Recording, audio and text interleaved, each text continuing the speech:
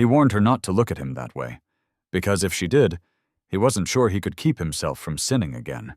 The wind was still that morning when Jack Calder found the stranger half buried in the Texas dust. A woman, breathing, barely. He could have ridden on.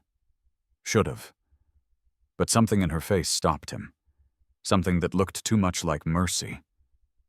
From that moment, the quiet life he'd built began to splinter. A storm was coming. Not from the sky, but from the place inside him he'd spent 10 years trying to bury. The wind began before dawn, a low growl sliding across the plains. By midday, it was a beast, roaring, clawing, dragging the sky down into the dirt.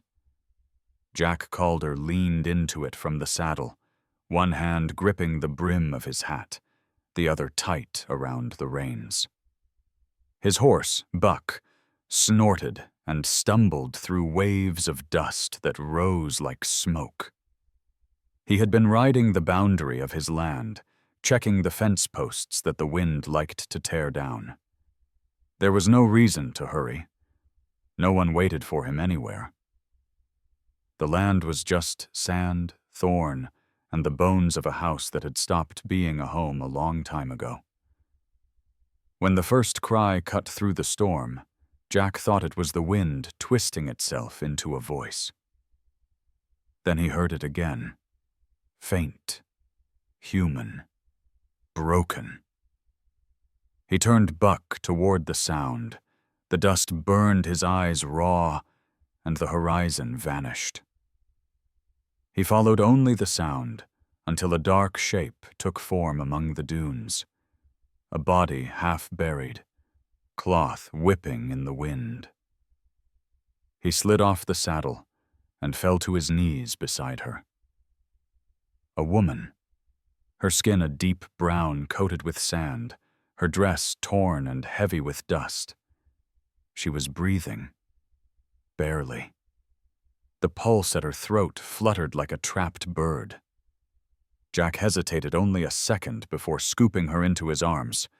She weighed next to nothing, her skin cold through the storm's heat. The old barn was the closest thing to shelter. He pushed through the door, the hinges screaming, and kicked it shut behind him. Inside, the dim smelled of hay and rust. He laid her on a blanket thrown over old straw and lit the small oil lamp hanging from a beam. The flame trembled, but held. Jack fetched a pail of water from the barrel and wiped the dust from her face. Beneath the grime, her features softened. A narrow jaw, cracked lips, lashes stiff with sand.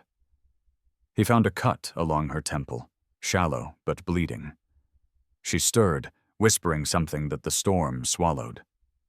"Easy," he muttered, voice rough with disuse. "You're safe for now." Her eyelids flickered, half opening. "Where am I?" "Nowhere worth naming." She blinked at him, confused, then winced and closed her eyes again. Jack covered her with his own coat, worn leather that still carried the smell of horse and tobacco. He pulled a crate close to the wall, sat down, and watched the lamp's flame sway. Outside, the storm battered the boards. Sand hissed through the cracks and gathered in thin lines on the floor. Each gust made the roof moan. Jack stayed awake, listening to the rhythm of her breathing, the storm's howl, the scrape of his own thoughts. It had been years since he'd heard another voice in his home. Years since he'd seen a face that wasn't his own reflection in a water trough. He told himself this was just a matter of decency, a stranger caught in a storm, nothing more. But as the wind screamed louder, something inside him stirred, something that hadn't moved since the night his past had gone up in gunfire. He checked the lamp again, adjusting the wick. The woman murmured in her sleep. He caught fragments of words, names maybe, or prayers, soft and trembling. Her hands twitched as if reaching for something unseen. When he leaned closer, he noticed the faint scar around her wrist, half hidden under a ribbon of torn fabric. It looked like a wound that had healed badly, the kind that told a story no one wanted to hear. Jack pulled back. He poured the last of the water into a tin cup, set it beside her, and turned away. "You'll wake when you're meant to," he said quietly, to himself as much as to her. Hours passed. The storm raged, then began to tire. By nightfall, the air turned still, thick with dust. He opened the door a crack. The sky outside glowed red with the last light of day, the whole world smothered under sand.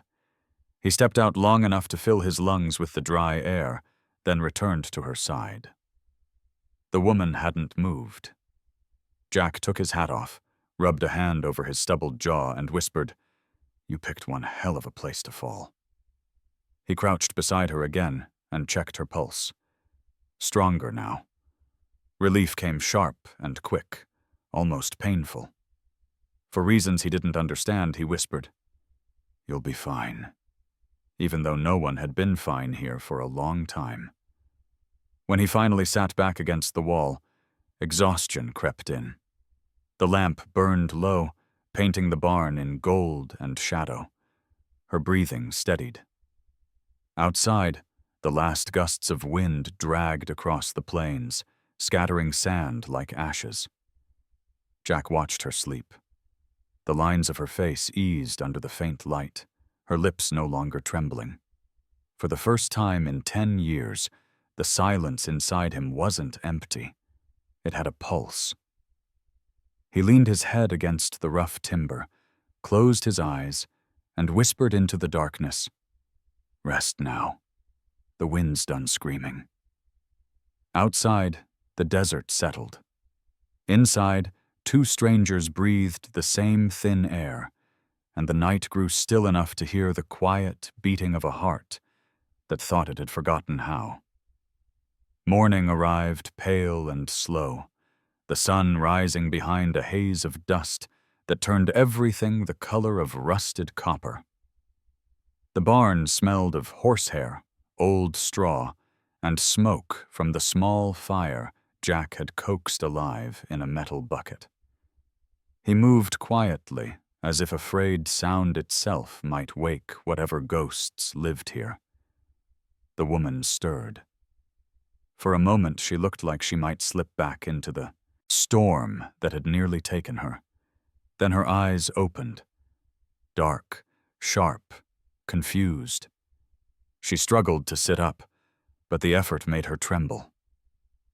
Jack knelt beside her, wordless, offering the cup of water he'd left before dawn. She drank in small, shaking gulps. "Where am I?" she asked again, her voice clearer now. "Half a mile west of nothing," he said. His tone was dry, but not cruel. She looked around, the broken rafters, the battered saddle on a post, the sunlight cutting through cracks like thin knives. "You brought me here?" He nodded once. "Why?" Jack gave a faint shrug. "Storm wouldn't have done you any favors out there." She studied him, suspicion and gratitude warring in her eyes. Her clothes were torn, the hem dark with dried blood. When she shifted, he saw the bruising along her arms. He turned away before she caught him looking. "You got a name?" he asked. She hesitated, eyes lowering. "Clara." "Clara," he repeated, testing the sound of it. Jack called her. She nodded, her lips tightening. Then, softer. "Thank you, Mr. Calder." He waved it off, busying himself with the fire. The wind had died overnight, leaving behind silence that felt too loud. Even the flies seemed to keep their distance. She sat for a long time, staring at her hands. "How long have I been here?" "Since yesterday. You were out cold when I found you." "And you stayed?" "I didn't have anywhere else to be." The words came out before he could stop them. Clara didn't answer, but something in her eyes softened. Not pity, just understanding. Jack stood and stepped outside. The air was thick and still. Across the plain, the horizon had vanished behind a veil of dust. The world looked drowned in bronze. He gathered what little water remained in the barrel and led Buck to drink. The horse's sides quivered. The storm had frightened him more than Jack liked to admit. Inside the barn, Clara tried to stand. Her legs shook beneath her weight, but she managed a few steps before leaning against the wall. Her breath came shallow, but her eyes were alive again. She found a small mirror hung crooked on a beam, its glass cracked. When she saw her reflection, she touched the cut near her temple, the bruise on her cheek. Then she looked at the coat draped around her shoulders, Jack's coat, and pulled it tighter. When he returned, she was sitting on a bale of hay, her fingers working a loose thread on the sleeve. He noticed her avoiding his gaze, and it struck him, the instinct of someone used to expecting harm. "You can rest here tonight," he said. "I'll fix you something to eat." She nodded. "You don't have to." "I know." The rhythm between them was cautious, like two horses meeting at a fence line, slow, tense, ready to bolt. Jack boiled coffee grounds in a dented pot and tore a piece of bread from a loaf gone hard as wood. When he handed it to her, she smiled faintly. "I can pay." "You," she said, "when I get back." "Don't need paying?" "Then why help me?" He looked at her for the first time. "Because I could."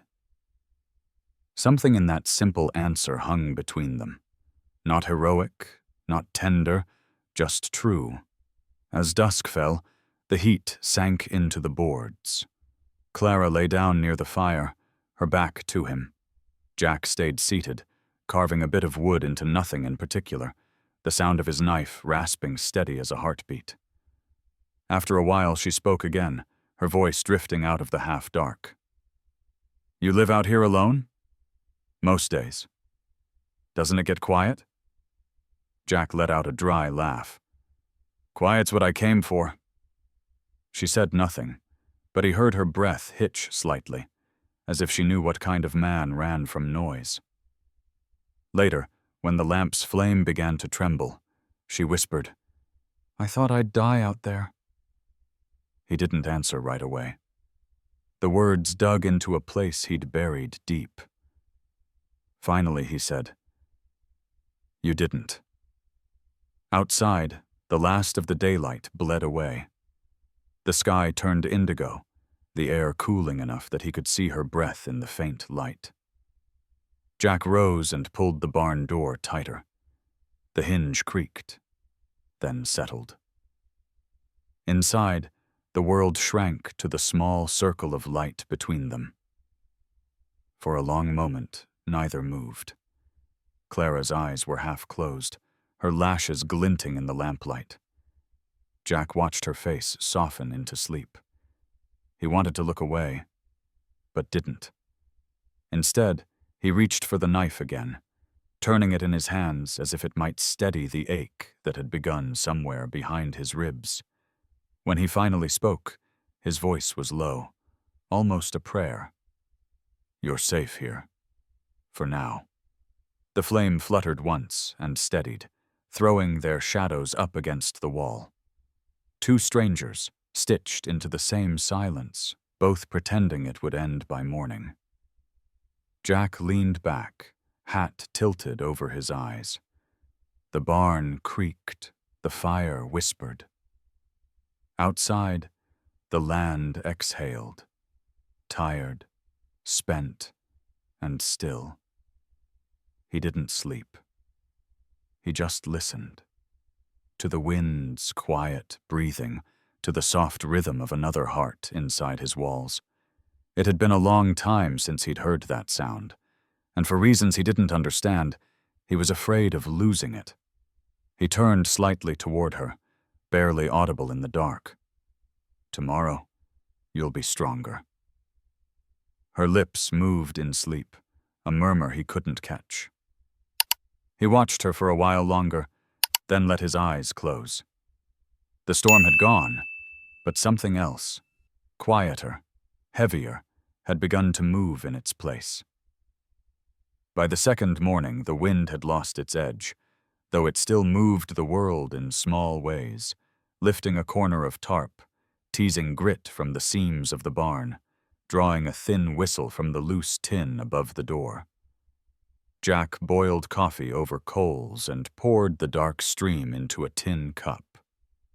Clara sat near the open threshold with the coat around her shoulders, watching the light crawl across the hard pan like a careful animal. "Drink," he said. She took the cup with both hands. The metal was too hot, and she blew across it, a small sound in the quiet. He noticed the tremor in her fingers. She noticed that he noticed and wound the cuff down to hide it. He took Buck to the trough. The horse lowered his head and pulled at the water with long, relieved gulps. Jack ran a palm along the old gelding's neck, feeling the sticky dust lift under his touch. When he came back, Clara was standing by the half door, looking at the pale ribbon of road that cut the distance, expression turned inside. "You should rest more," he said. Clara nodded, but did not move. "If I sleep, I dream I'm still lying out there," she whispered, mouthful of dust. "Can't call anyone. There's no storm today. Sometimes it's the quiet that scares me." He didn't answer. A hawk tilted over the horizon, the sun catching its wings the way fire catches dry grass. Jack broke a biscuit in two, set half beside her, and sat down on an upturned bucket. The barn's smell, leather, old hay, and cold iron, had worked its way into his bones over the years. He could find his way around blind in the dark. But now there was another scent. Someone else's soap, faint in the coat she wore. A thread of something sweet he could not name. After a time, she said, "I'll earn my keep while I'm here." "You don't owe me," he said. "I know." She looked at him, steady. "I want to." He handed her a brush, and together they worked Buck over, slow strokes that lifted dust in soft clouds. The horse leaned into the bristles like a tired animal leans into evening. When Clara raised her arm, the sleeve slid back and the scar showed, thin and pale, a ring where something once bit into her skin and would not let go. She caught her wrist with her other hand too late. The light had already found it. Jack set the brush down. The burn under his ribs grew tight. "Who did that?" Her eyes flicked to his, then away. "Long story," she said. "Long stories have a way of catching up," he said, meaning to sound practical and hearing only the gravel in his voice. Clara kept brushing, measured strokes. "I sang," she said after a while, "up in Amarillo, a room with a piano and men full of Saturday. A man said he'd make sure I stayed. He was good at keeping things." She turned the wrist over once, then hid it again. "That's the short version." Jack nodded, because there are some versions you don't ask to be longer. His hands had curled into fists. He unclenched them slow. The old lesson, hold steady, he could recite it without words. He remembered the night a barroom argument became a blur of hands, someone else's rage knocking into his. The gun had been in his palm like a thought. When sound returned, a stranger lay where a man should have stood.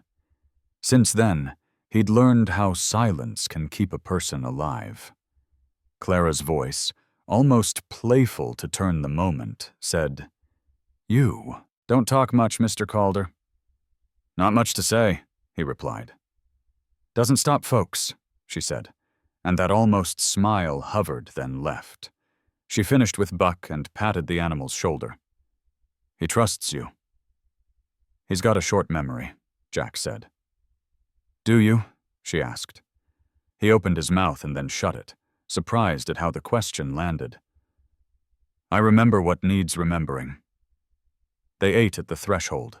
Legs dangled over the sill. The sun shifted up, and the day pressed down. Jack showed her the pump handle at the well.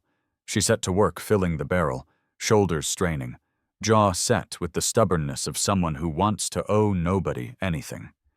When she swayed, he stepped closer to take the handle. She shook her head and finished the pull before letting go. The noon heat had a thickness to it that turned all sound slow. Inside, Jack mended a halter. He tried to keep his eyes on the leather, but found them drifting to where she moved. Careful, economical, making order where disorder had been a daily language. She folded a rag. She hung the lamp to air. She swept a circle clean enough to put your life down for a minute, and not have dust claim it. At some hour between one breath and the next, she stood at the wash basin and loosened the ribbon that held her sleeve. She did not look at him. She looked at the water and saw shapes there he could not see. He heard himself say, softer than he meant to, "Those scars are not your fault." For a second, she went still, the way a deer does when it isn't sure which direction the hunter stands. "Fault doesn't keep," she said, "but it stains." The corner of her mouth told the truth. She was not asking for pity. She wanted someone to stand far enough away not to crowd her, but near enough that the world had to do with two people and not one. "Clara," he said. The name was new as a coin on his tongue. "You're safe here." He felt the lie inside the promise. Safety is a matter of days, and the angle of a man's idea of himself. Still, he let it sit between them, because sometimes a lie you strain toward becomes true for an hour, and an hour can save a life. She dried her hands, and almost shy, asked, "You mind if I hum?" "Go ahead." She began so quietly he thought at first it was the rafters settling. A thin line of melody moved through the boards and through him, unspooling like a thread of water across stone. No words, only the shape that words would wear if they dared. He closed his eyes. The notes were not polished. They were the color of dust after rain, not beautiful so much as necessary. The song stopped, and she laughed once, embarrassed. "Haven't done that in a while." "You should keep doing it," he said. She studied him. "It doesn't bother you?" "What?" "The sound of somebody else's life in your walls." He stared at the knife in his hand, the sharpened length of it. "I forgot it could fit." They worked, until the shadows lengthened, then ate again, without ceremony. Evening stepped inside with the cooler air. The lamp threw its steady coin of light. Jack's hands remembered the habit of carving, just to keep them from clenching. A small horse took shape from the scrap of cedar, more suggestion than creature. Clara watched the edge move and the curls fall. She said, not asking for anything, "Men like the sheriff don't prefer to ask twice." Jack's head came up. "You know him?" "I know the kind." She drew the coat tighter. "They get paid to choose which stories count." He set the knife down and looked straight at her. "If someone comes, I'll deal with it." "With what?" "With what I've got." The silence after that had weight. She did not thank him or argue. She poured a little water into the basin and washed the dust from her throat, slow movements that steadied the room. When she sat again, Her gaze found him in the lamp's halo. He felt it like heat on his skin. "Don't," he said, and the word sounded rougher than he'd meant. "Don't what?" "Don't look at me like that." He swallowed, eyes on the floor. "I can't control myself around you." He could feel the thing in him bucking like a spooked horse, the old wild part that had answered insult with iron and left a life in the dirt. Want was not a word he gave house room to. Want was a door you opened once, and the prairie blew through everything you owned. Clara did not pull away. She folded her hands in her lap, fingers interlacing as if to hold herself steady, and answered so softly it was almost the barn speaking. "I'm not asking you to lose anything." He shook his head. "That's how it starts." "What starts?" "Breaking," he said. "The kind you can't fix." They sat in the hum of the oil lamp. The flame trembled, recovered, and climbed. Clara's eyes did not shine. They held. He could see in them not the flattery that makes a man foolish, but the clear regard that makes him honest. "I don't need to be saved," she said. "I just need to be seen and not owned." He nodded once, sharply, as if agreeing with a judge. "That I can do." She looked down then, and if there were tears, the lamp did not say. She breathed out, and with that breath something else left the room. The need to explain every hurt to earn your place in it. Later, when night came in earnest, he rolled a blanket near the door and lay with his back to the room, the way a man sleeps when he believes he can keep watch and rest at once. He didn't sleep. He listened to the soft turn of her body on straw, the small sighs that mark the border between waking and not. Each sound moved through him like a slow river through silt. Somewhere after midnight, the coyotes started up far off, thin, tearing calls that made the skin along his forearms lift. Buck stamped once in his stall and went still. The lamp had been turned down to a bead, the room drawn close to its own heartbeat. "You awake?" Clara whispered. "Yes." "Thank you," she said, as if the day had been a gift he'd bought dear. "You don't owe me," he said again, unsure who he meant to convince. "I know," she said, and he heard the small smile in it. "That's why I can say it." The dark had its own color then, not black, but deep blue, the shade a person sees when they've been underwater too long and finally surface.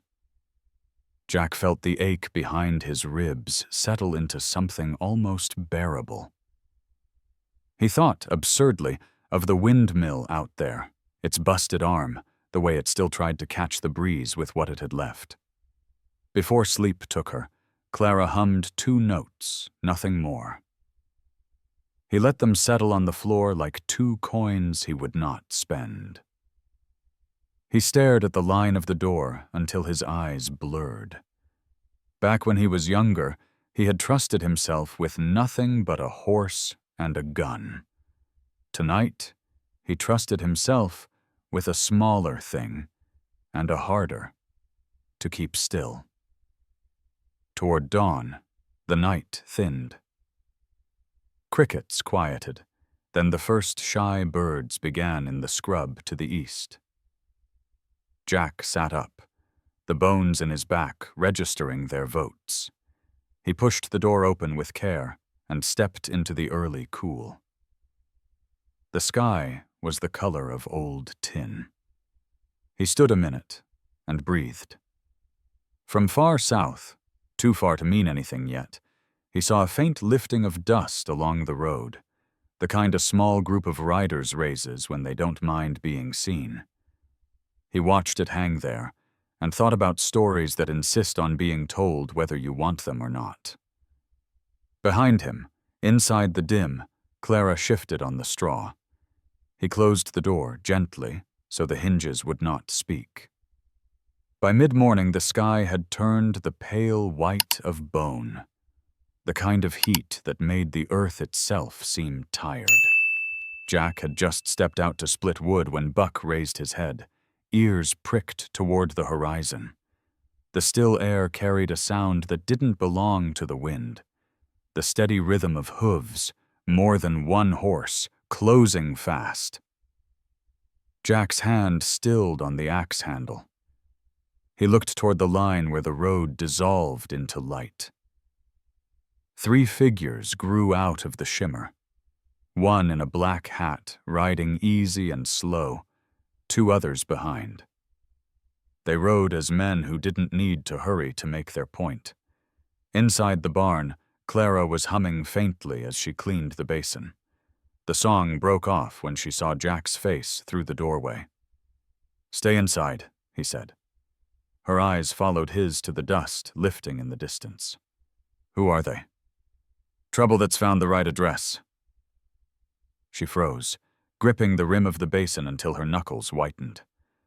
Jack pulled the rifle from its peg on the wall, checked the chamber, and stepped out into the yard.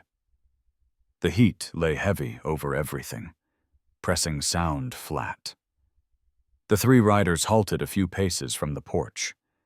The man in front, heavy-set, gray whiskers dusted with travel, tipped his hat without warmth. "Well now," he drawled. "Didn't reckon the famous Jack Calder'd be out here nursing strays." "Sheriff Dwyer?" Jack said evenly. The sheriff smiled, thin and slow. "You remember my name? That's neighborly. We're looking for a woman, dark-skinned, about yay tall." He raised his hand to his chin, mock measuring. "Answers to Clara Mayfield. You seen her?" Jack didn't answer. His gaze flicked once to the barn, where a sliver of shadow moved behind the door. Dwyer swung a leg over and stepped down, boots sinking into the dust. He pulled a folded paper from his coat. A wanted poster. Edges curled. "Murder," he said, tapping the print. "Her employer up in Amarillo. Witnesses say she ran after. Price on her head's generous enough for a man to forget his manners." He held the paper out, but Jack didn't take it. "She killed no one," a voice said quietly. Clara stepped out before he could stop her. The coat swallowed her frame, her chin lifted despite the tremor in her hands. "He's lying." Dwyer turned, his grin wide as a scar. "Well, if that ain't convenient. Saves me some asking." Jack moved between them, the rifle lowering but firm. "You got proof? Show it. Otherwise, you'll be leaving." "Proof's right here." Dwyer shook the paper again. "Signed by the marshal himself. Don't tell me you've gone soft, Calder. Heard you left blood in 6 counties. Now you're playing shepherd?" "People change," Jack said. "Not you. You're just hiding from the law, same as her." The 2 deputies behind him shifted in their saddles, hands near their holsters. The yard went still enough to hear the faint whine of the windmill's broken arm turning in the breeze. "I said," Jack murmured, "you'll leave." Dwyer took another step. "And I said—" The rifle cracked, a single shot splitting the air.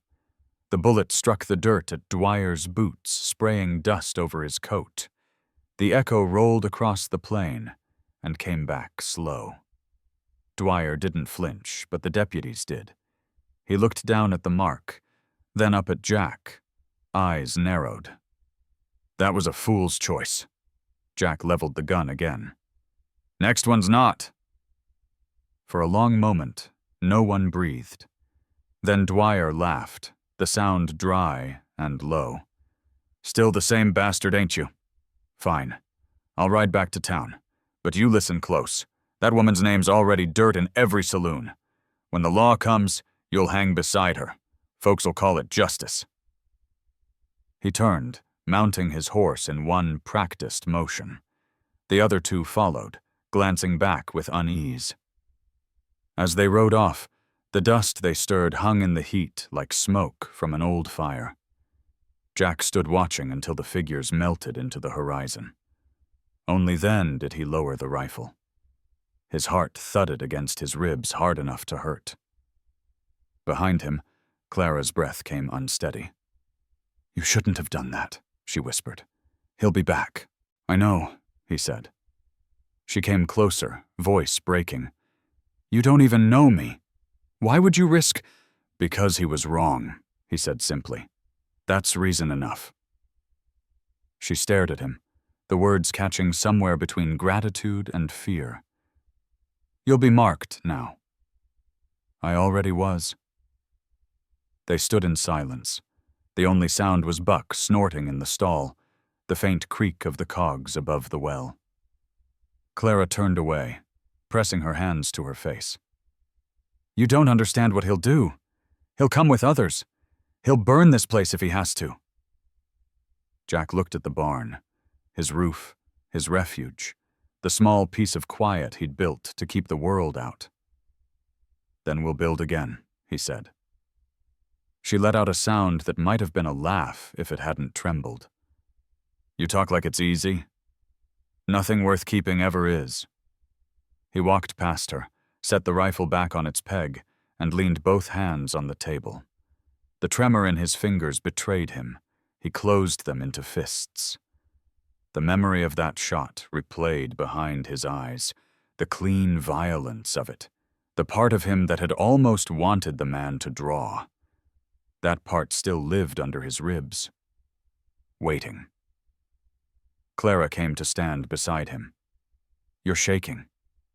Been a while since I aimed at another man. And yet your hand was steady." He didn't answer.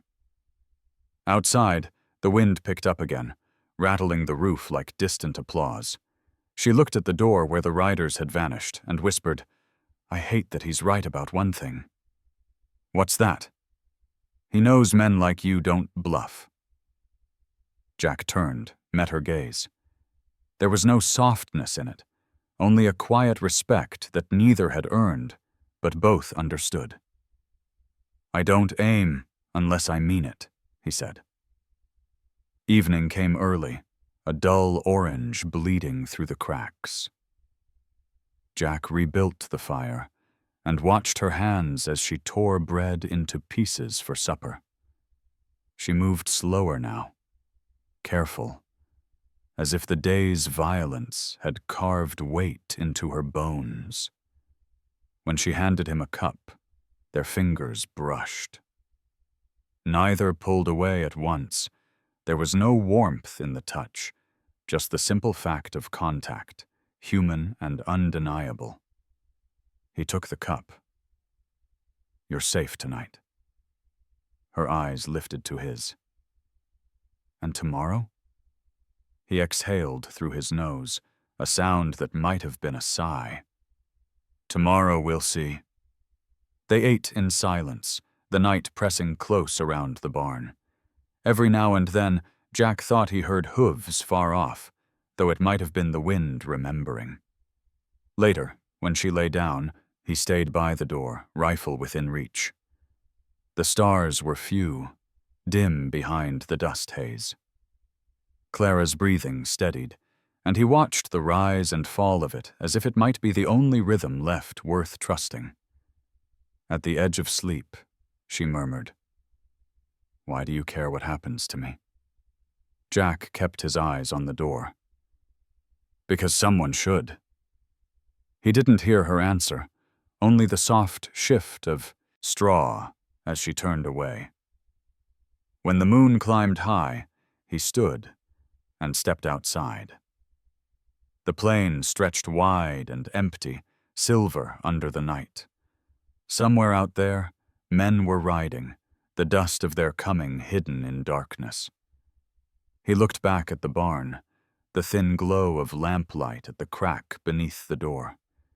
Inside was the sound of her breathing, fragile as a promise. He whispered into the emptiness, "Let them come." The wind carried the words away, scattering them across the sleeping land. The day after Dwyer's visit broke hard and hollow.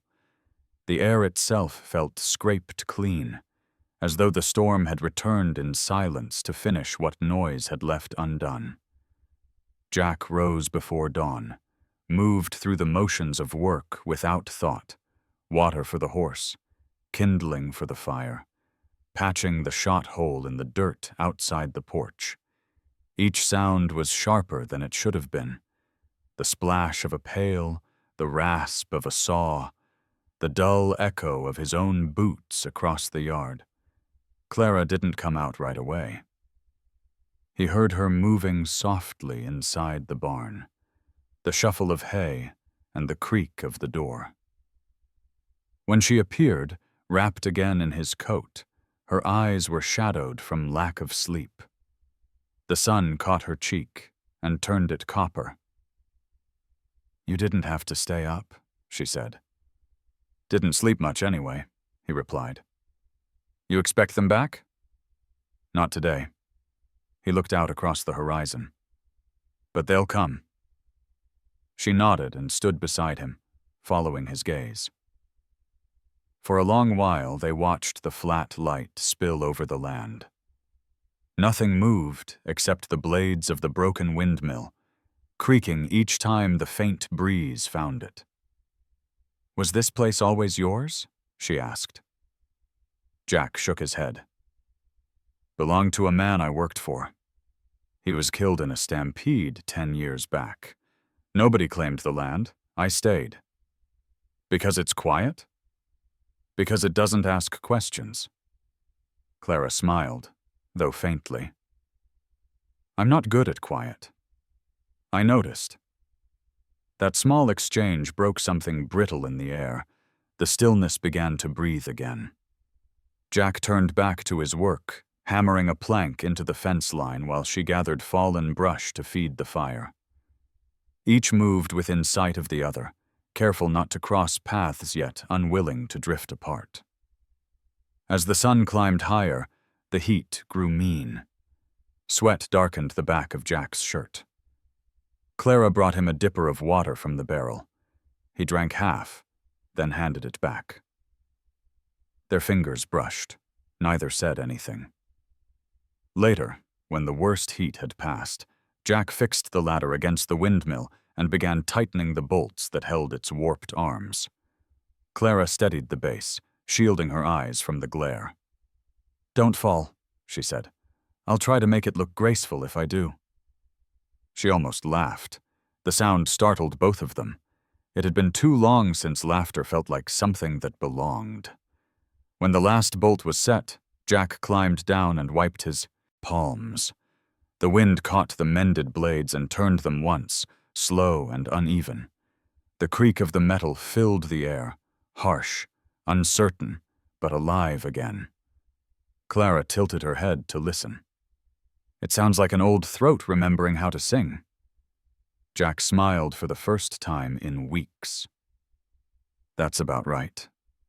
They stood together, watching the windmill turn until the motion steadied into a rhythm. Then Clara said quietly, "You risked everything for me yesterday."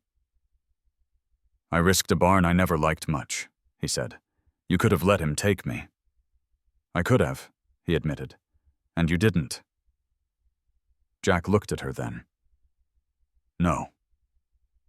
The word held more weight than a whole sentence.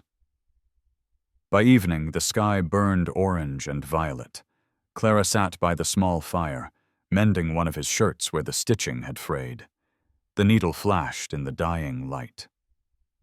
Jack sat opposite, cleaning his rifle with the slow patience of habit. They worked in silence, the kind that had grown comfortable. When she pricked her finger, he noticed the drop of blood and passed her a rag. She pressed it against her skin, and for a moment the air between them changed, not tense, but aware. He said, "You ever think about leaving?" Her eyes flicked to his, then back to the shirt. "Every day," she said. "And every time I do, I think about what's waiting on the road." "What is?" "Men like him, empty hands that take." Jack nodded. "And here?" "Here's different," she said. "The quiet doesn't hurt." He didn't answer, just leaned back, listening to the windmill's faint creak in the distance. When the stars came out, Clara began to hum again. It wasn't the same melody as before, slower, lower, something that seemed built from the night itself. Jack found himself breathing with it, not quite keeping time, but following its shape. The song wrapped around the space between them like the warmth of a fire too small to share, but too precious to waste. She stopped mid-note and looked at him. "That bothers you, doesn't it?" "No," he said, surprising himself. "It reminds me I'm not alone." Clara's face softened, and she looked toward the horizon where the dark swallowed the land. "Maybe we don't have to be." Jack stirred the fire with a stick. Sparks leapt, died. "Nothing lasts out here," he said. "Maybe not. But while it does, it's ours." The words sat in the air between them. For once, Jack didn't try to chase them away. When she rose to put more wood on the fire, her shadow brushed across him. He smelled the faint scent of soap and smoke as she passed. Something deep inside his chest twisted, sharp and uncertain. He stood, moved to the doorway, and looked out over the plain. The land was a sea of silver grass under starlight. He thought of Dwyer's smirk, the way the man had said she was already condemned in the eyes of the town. He wondered if the sheriff had ever stood this far from his own noise and heard what guilt sounded like when it had room to echo. Behind him, Clara's voice came soft. "You don't have to keep watch all night." "I do," he said. "I'm not good at sleeping." She came to stand beside him. "You're not good at letting people help you either." "Help's expensive," he said. "Not always." He glanced at her, and she met his gaze without looking away. The lamplight found her eyes, turned them the color of warm molasses. For a long heartbeat, neither moved. Then she reached for the lamp and turned down the flame until the barn was dim again. "Good night, Jack." He hesitated, then replied, "Good night, Clara." She returned to her blanket, lying with her back toward him. He could still feel the echo of her nearness, the way her voice lingered like the last shimmer of heat after sundown. When her breathing evened, Jack stepped outside once more. The air was cool, smelling faintly of sage and dust. The windmill turned slow, creaking like an old song played too softly for words. He leaned against the post, rifle in hand, eyes on the horizon. The night was vast, indifferent, and endless. But for the first time in years, Jack didn't feel small inside it.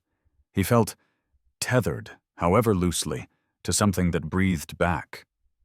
He looked toward the barn, to the small crack of lamplight that marked her presence, and whispered, "Sleep easy." No answer came, only the wind's slow rhythm through the blades, rough, imperfect, but steady. And somewhere in that sound, Jack thought he heard a promise neither of them had spoken yet, that whatever came next, they'd face it together, if only for a while. The next morning broke clear and merciless. The kind of Texas sun that flattened color, bleached bone, and made even breath-wost of iron. Jack had been awake since first light, tightening the straps on Buck's saddle, eyes narrowed against the glare. The windmill turned slow, its squeak now steady enough to pass for peace. Clara emerged from the barn, her hair loosely tied, sleeves rolled to the elbow. There was strength in her movements again, though a fragility lingered beneath, like silk over scarred wood. She carried a bucket of water to the trough and poured it in a clean stream, the light striking through droplets that scattered around her like sparks. Jack turned away before he realized he was staring.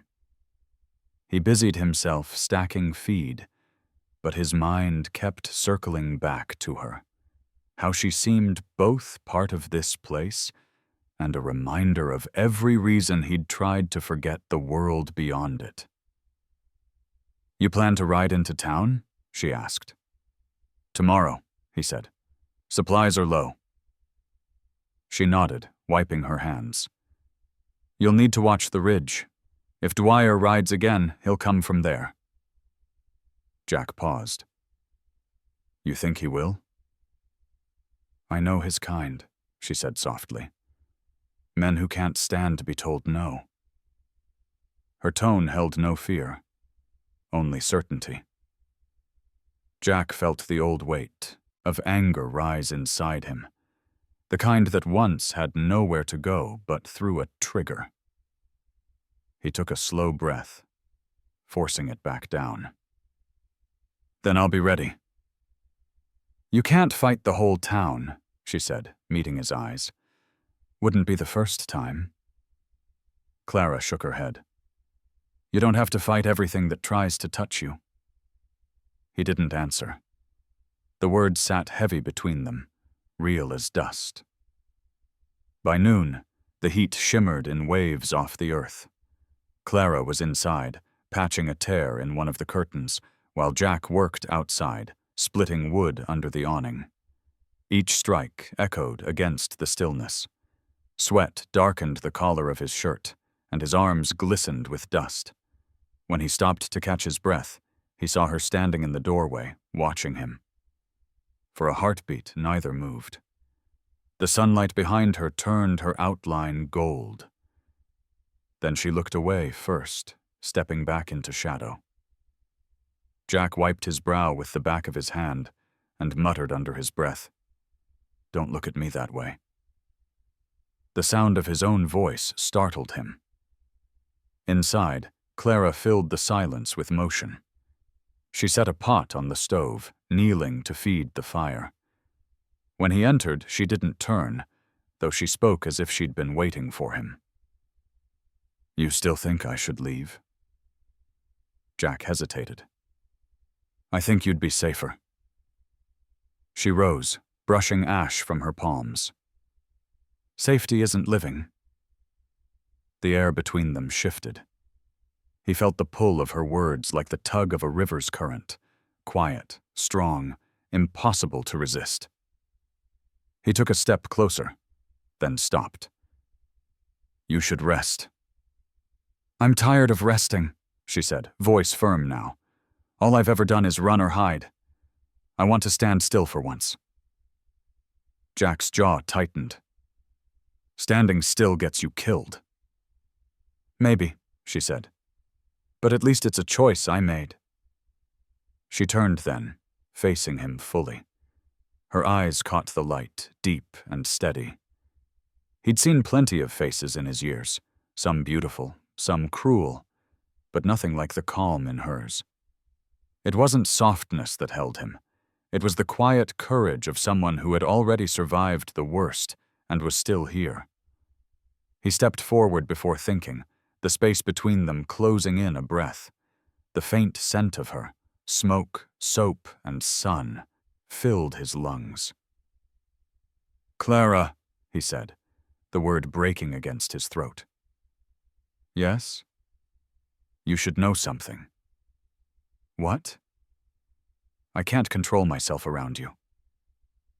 The words came out low, cracked open by honesty. He didn't mean desire alone. He meant everything. The way she unmade his silence, the way her presence stirred the part of him that had sworn never to feel again. Clara didn't flinch. She reached up and touched his sleeve, just above the scar on his arm. "Then maybe control isn't what you need," she said. He took half a step back, eyes wide. "You don't understand. The last time I let go, someone died." "I understand," she said, softly. "But I'm not asking you to let go. I'm asking you not to keep dying." The wind outside rose, rattling the loose boards. The light flickered across the walls, catching the dust in slow suspension. Jack's chest heaved once, then steadied. He turned from her, walking toward the door, needing air. Outside, the plains stretched endless. The windmill's slow turning was the only sound. He gripped the post until his knuckles whitened. He felt her presence behind him even before she spoke. "You think saving me broke your vow," she said.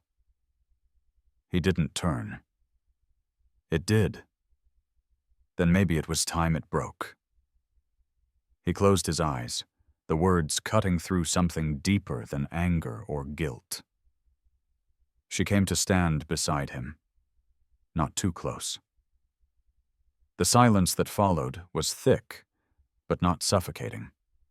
Two people learning the shape of the space they shared. In the distance, thunder grumbled across the horizon. The scent of rain crept in, sharp and electric. Jack looked up at the sky. Clouds had begun to gather over the ridge. "It'll rain by nightfall," he said. Clara smiled faintly. "Good. Maybe the land's as tired of dust as we are." When the first drops fell, they stood side by side, watching the parched earth darken. The wind picked up, cool and wild, carrying the smell of wet soil. Clara tilted her face toward the sky, eyes closed, letting the rain trace lines down her cheeks. Jack watched her and felt the pull again, the dangerous kind that had nothing to do with flesh, everything to do with the ache of being alive. "Don't look at me like that," she whispered without opening her eyes. He started to reply, but didn't. Instead, he reached out and brushed his thumb across the raindrop that clung to her chin. She opened her eyes then, and time seemed to narrow to that single touch. For a moment, he almost leaned in. Then he stepped back. "I won't cross that line," he said. "Not yet." Her gaze lingered on him, unreadable. "Maybe the line isn't where you think it is." When night came, the rain eased to a soft patter. Inside the barn, the air smelled of damp wood and smoke. Clara lay near the fire, her back turned, while Jack sat against the wall, watching the last embers fade. The rain whispered against the roof, filling the quiet. She spoke without moving. "You're afraid of yourself, aren't you?" He exhaled. "Every day. Then you're already trying harder than most men." He looked over, her silhouette framed by the faint firelight. "That's supposed to make me feel better?" "No," she said. "It's supposed to make you see that you're still human." Jack leaned his head back, closing his eyes. "That's what I'm afraid of." The fire sank lower. The rhythm of rain softened until it blended with her breathing. He didn't sleep, but for the first time in years, he didn't fight rest either. When dawn came, the storm was gone, leaving the air washed clean. The horizon shimmered with a fragile light. Clara was already awake, sitting near the doorway, humming quietly to herself. Jack stood and joined her. They said nothing. The world outside felt changed, not because it was new, but because they were no longer hiding from it. He looked at her, the warmth of the morning catching her face, and said softly, "If I ever forget this, remind me what quiet sounds like." Clara smiled, small but certain. "I will." They sat there until the sun cleared the ridge, the smell of wet earth rising around them, both knowing something had shifted, something that neither of them could undo nor needed to. The rain didn't last. By the next morning, the ground had swallowed every drop, leaving behind a faint scent of clean dust and sage.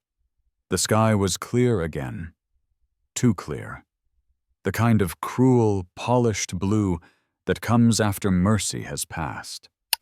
Jack tightened the cinch on Buck's saddle, his movements deliberate. He didn't look toward the barn where Clara was folding the blanket she'd slept under.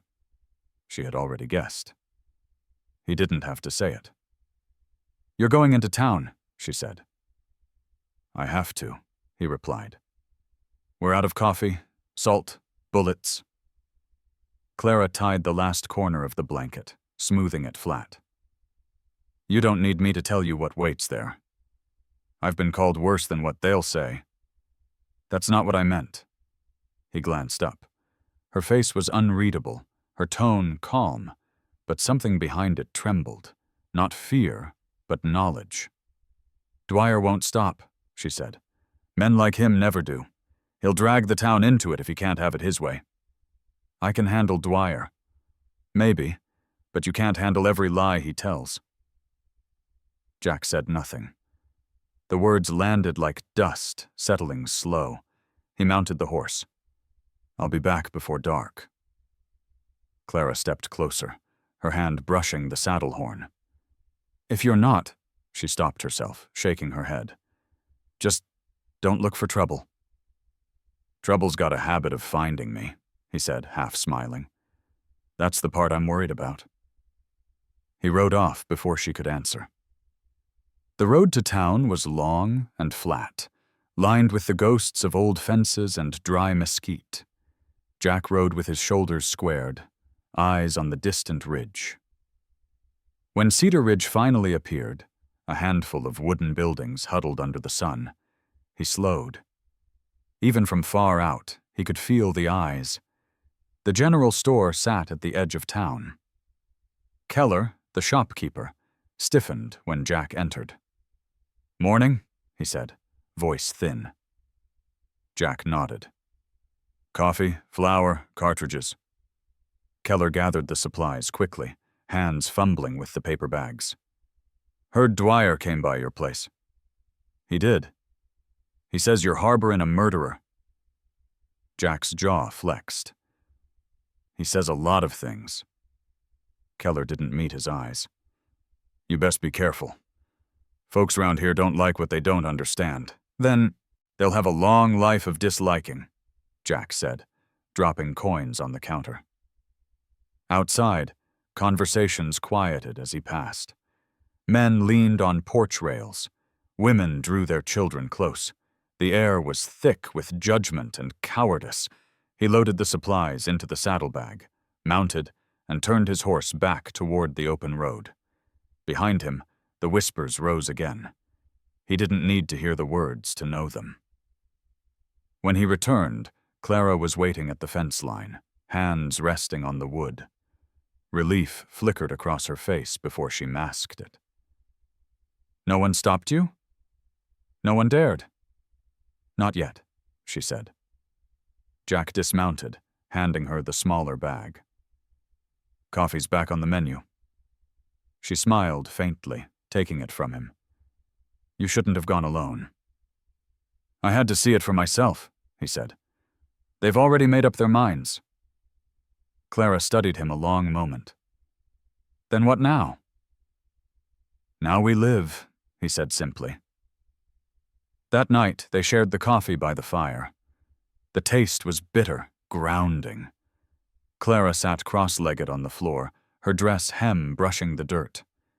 Jack leaned against the wall, watching her in the soft light. "You ever think about leaving?" he asked. "I used to," she said. "Every time the wind picked up, I thought maybe I could follow it somewhere new. But you can't run from what the world calls you. You can only outlast it." Jack stared into the cup.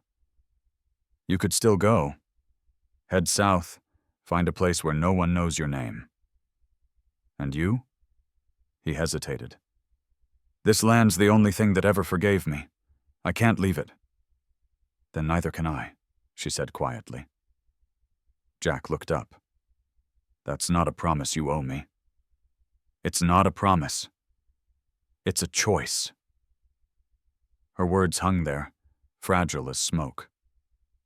Outside, the windmill creaked its uneven rhythm, the sound of something broken that still refused to quit. Hours later, long after the fire had dimmed, Jack heard her moving near the door. He rose, thinking she meant to leave.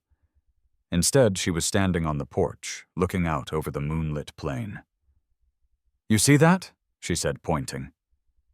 A coyote moved along the ridge, pale and thin against the horizon. It stopped, lifted its head, and howled once, a sound both lonely and alive. Clara folded her arms. "They say coyotes mate for life." Jack raised an eyebrow. "You believe that?" "I want to," she said, "because it means even out here, something stays." He leaned on the post beside her. "Maybe staying's the hardest thing there is. It's still worth trying." The wind tugged her hair loose from its tie. She didn't fix it. The strands caught the moonlight like threads of copper. Jack wanted to reach out, to touch one, to anchor her to the moment, but his hands stayed at his sides. Instead, he said softly, "You don't owe me to stay." "I know," she answered, eyes never leaving the horizon. "I stay anyway." He turned his head toward her then, searching her face for the meaning beneath the words. It wasn't love, not yet. It was something quieter. Trust, maybe, or the faint memory of what it felt like to belong somewhere. They stood there, until the moon climbed high, the world silvered and still. For once, Jack didn't feel the urge to run from it. Later, when he lay down, sleep came slow but easy. Clara hummed a low tune near the dying fire, the same one he'd heard her sing the night she told him about her scars. This time, the song didn't sound haunted. It sounded whole. Jack's eyes closed. For the first time in years, he didn't dream of gunfire or loss. He dreamed of open land, endless and quiet, with a single figure walking beside him, steady as the horizon. The next morning, the light came soft and gold. Jack woke to the smell of coffee and the sound of Clara sweeping near the door. She turned, smiling. "You sleep?" "Maybe," he said. "Well," she said, pouring a cup and handing it to him. "That's a start." He took it, their fingers brushing briefly. For the first time, he didn't pull away. Outside, the windmill caught the morning breeze and turned. Its blades glinted in the sun, creaking slow, sure, alive. The wind changed sometime in the night. Jack heard it before he saw it. The soft sigh that moved through the boards, shifting dust into the corners, whispering of another season. He rose before dawn, stepping outside into the half-light. The air was cooler, carrying the faint scent of rain long gone. Across the plain, the horizon bled pale gold, the sky still trembling with stars. Inside, Clara stirred. Her voice came through the door, still rough with sleep. "It's early." "Wind's turned," he said. "Weather's coming from the north now." She appeared in the doorway, the blanket drawn around her shoulders. Her hair was loose, uncombed, and the soft morning light found the curve of her cheek. She looked at him, as though weighing whether the day would keep its peace. "What does it mean?" she asked. "Could be nothing," he said. "Could be change." Clara smiled faintly. "You don't trust change?" He nodded toward the horizon. "It hasn't trusted me either." They shared coffee on the porch, the kind that tastes stronger for being earned. The windmill creaked in its uneven rhythm, the blades catching light as they turned. Clara wrapped her hands around the cup and said, "You ever think about what comes after?" "After what?" "This," she said, gesturing toward the cabin. The land, the wide quiet between them. After peace. Jack took a long sip, the warmth spreading through him. "Peace doesn't last," he said. "That's why it's worth having while it's here." She studied him, her gaze steady. "You sound almost content." "Don't go starting rumors." Her laugh was soft, the kind that belonged in this morning, not too loud to break it. They spent the day, in the slow rhythm of small tasks. Jack repaired a hinge on the barn door. Clara scrubbed the floorboards clean of old dust. The work moved them without words, the kind of silent labor that ties two people tighter than talk ever could. Around noon, a pair of riders passed on the far ridge, their outlines distant and small. Jack noticed them first, the glint of sun on metal, the way one turned to look toward the cabin. He said nothing until they were gone. "Dwyer's men?" Clara asked. "Maybe," he said. "Maybe just passing through." "Do you believe that?" "No." The rest of the day carried the taste of unease. Jack stayed close to the rifle. Clara kept glancing at the ridge, but no one came. The sun sank slow, throwing long shadows across the yard. When supper came, she lit the lamp and ladled stew into 2 tin bowls. They ate quietly, the firelight brushing gold across the walls. Afterward, she reached for the small Bible she'd kept among her things. Jack watched her fingers move along its worn edge. "Do you read it often?" he asked. "Not for answers," she said. "For company." He nodded. "Does it help?" "Sometimes," she said. "Mostly it reminds me that even the good folks wandered for a while." Outside, the wind picked up again, louder now, rattling the shutters. The lamp flickered. Jack stood and checked the door latch, pressing his palm against it until the frame steadied. Clara watched him. "You've lived with storms too long," she said. "You brace for them even before they come." He turned, leaning against the doorframe. "And you?" "I used to run from them." She smiled faintly. "Now I wait." They stood there for a long moment, 2 shapes in the dim light. The sound of the wind wrapped around the cabin like something alive. "You're not afraid?" he asked. "Not anymore," she said. "Are you?" Jack looked down at his hands, the scars across the knuckles, the faint tremor that never left. "Always," he said. Clara stepped closer, the lamplight catching the curve of her face. "Then we're even." Something in the air shifted again, gentler this time. The fire had burned low, the last of the coals glowing red. She moved past him, setting another log on, her hand brushing his as she did. Neither drew back. "Jack," she said quietly, "when you stood up to Dwyer, I thought you were saving me." He looked at her, confusion softening into understanding. "And now?" "I think maybe you were saving yourself." He didn't deny it. The truth didn't need a defense. She turned toward the door, looking out at the windmill. The blades turned slow in the moonlight, steady despite the shifting gusts. "You fixed it," she said. "Mostly. It still squeaks." He smiled. "So do I."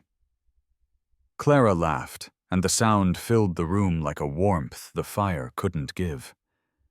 She came to stand beside him at the door.